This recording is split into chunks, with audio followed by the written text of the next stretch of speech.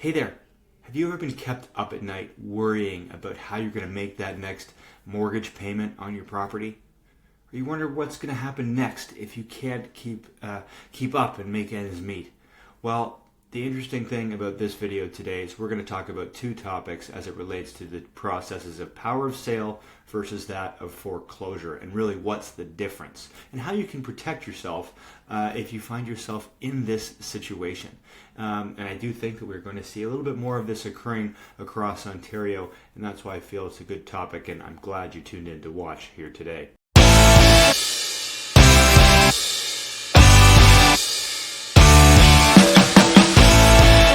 So essentially, what happens when a homeowner stops making their payments for their property? Well, the bank, or the lender really, is going to take some sort of legal action to try and recover the real estate property or to recover the funds that they're owed. And they're going to do that through selling the real estate property itself. So that's where the power of sale and foreclosure procedures come in here. But they work in different ways, and they're really the vehicles that lenders are most likely to use in the event that someone is no longer able to make their mortgage payments. So let's jump into the first one here, and that's the power of sale. And this is the most common one of the two that will occur here in Ontario, fortunately. And it really essentially gives the lender provides the homeowner with a formal legal notice telling them that they're taking action by selling the home. And this is usually through a traditional real estate listing. And their goal there is to recover the money that they're owed on the mortgage. So who owns the property? Well, technically, the homeowners still own the property until it's sold. But what happens to any of the extra money, if there is anything left over? Well, in that sense, once all of the debts are paid and the sales costs are paid off, any extra money does go back to the homeowner. So that's a good thing. But how long does it take, to get out of that headache if you do have to go through the power of sale route? And usually it's much faster than the foreclosure process. Often it can take just a couple of months after going into defaulting on the mortgage and going into arrears. Now, why does the lender usually like that? Well, it's a quicker process as it does operate like a more traditional real estate listing. It's cheaper for them. There's less legal costs typically incurred and time that's involved. And it doesn't exactly involve them taking over full ownership of the property through the court system. So it's much more efficient that way for them, and it allows them to get the money back that much faster for the property. The challenge becomes, certainly in environments like this, like we're seeing here in 2025 in Ontario, where homes are not valued at what is owing on them.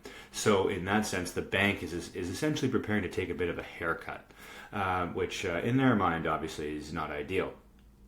But if we move on next to what the foreclosure is, this is certainly more rare in Ontario, but does occur in some other provinces here in Canada. And in this sense, the lender goes to court and pursues the homeowners to take full ownership of the property. And once the foreclosure is complete, then the lender can begin the process of getting the home sold. So we asked the question earlier about who owns the property. Well, once that legal procedure has been concluded, the lender now is the new owner, and they can essentially do whatever they want with the property. Sell it, rent it, whatever they want. They have the legal right now to do whatever they feel with that property. And if there's any extra money left over, typically that is not going to happen, let's be honest.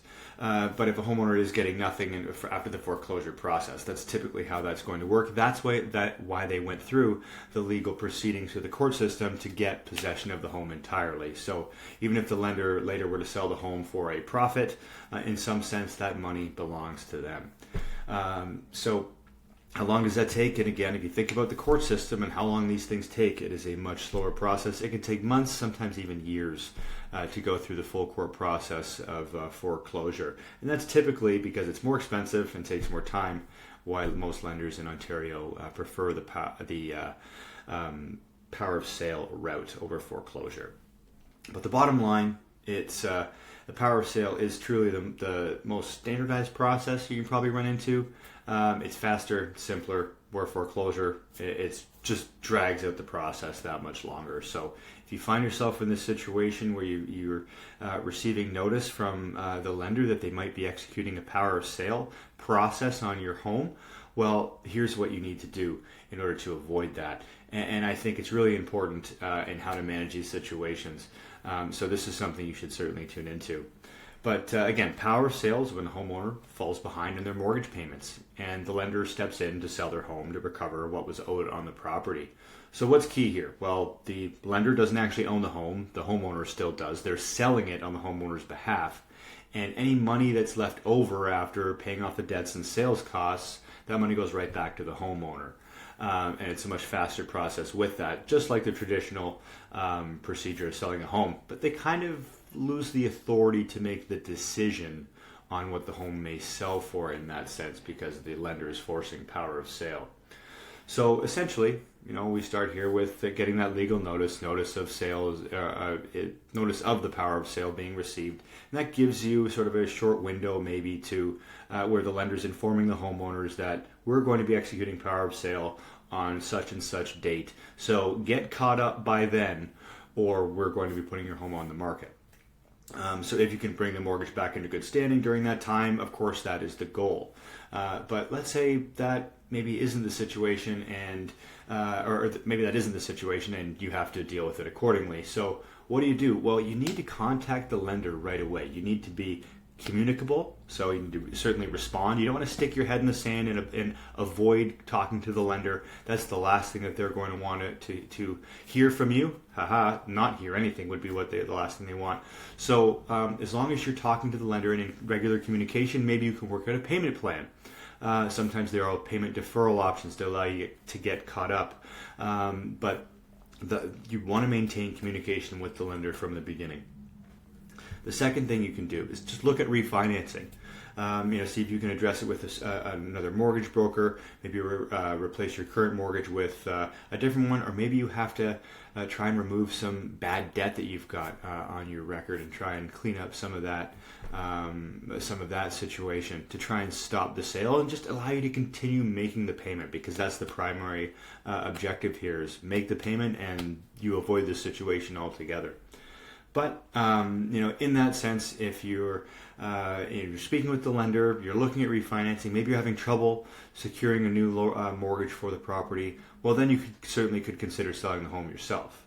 If time allows, listing items or listing it on your own terms might allow you to get a better price relative to, and more control, I should say, over the process relative to what the lender might be thinking. And with that as well, make sure you get legal advice. Speak to a real estate lawyer as well to understand what your rights are in these situations and how you can best protect your interests. And then, of course, work with a realtor who understands the process behind the power of sale. You'll want someone who understands, how to navigate these various steps and, how to go from this phase of the process to the next phase after we've completed the sale, and where do we go from here to try and get back on our feet. So that's certainly something that's very important, and having the right professionals in your corner to help you navigate those turbulent times is very important. So again, if the lender is trying to sell the property and they'll use any proceeds they can from the to pay off any of their costs, and anything left over will go back to you, the homeowner. So if that sale doesn't cover the debt and the fees and everything that's associated, you could still be on the hook for the difference. Don't think that just because you've gone through power of sale and you've lost your home doesn't mean that you aren't responsible for all the debt that you've accumulated with that particular lender. So something to keep in mind there. But the bottom line, this is a very serious situation, and if you don't act quickly, then the more is at risk of losing control of the situation. So the sooner you can get some good advice, the sooner you can get control back in your favor, or at least have some more control over the outcomes in these situations. So if you do find yourself a little bit behind, a little bit underwater, feeling a little bit of stress here, just get it out in the open. Just have a conversation. Just breathe. You don't need the weight of the world weighing down on you during tough financial times. There's a way through it, and you just have to make sure that you're getting the right advice. So if this video helped, please feel free to like, share, and subscribe, and share with any of your friends. Certainly we'd be happy to help anyone in the real estate sphere. So with that, thanks so much for watching. Have yourself a fantastic rest of your day, and we'll be with you again soon. Bye for now.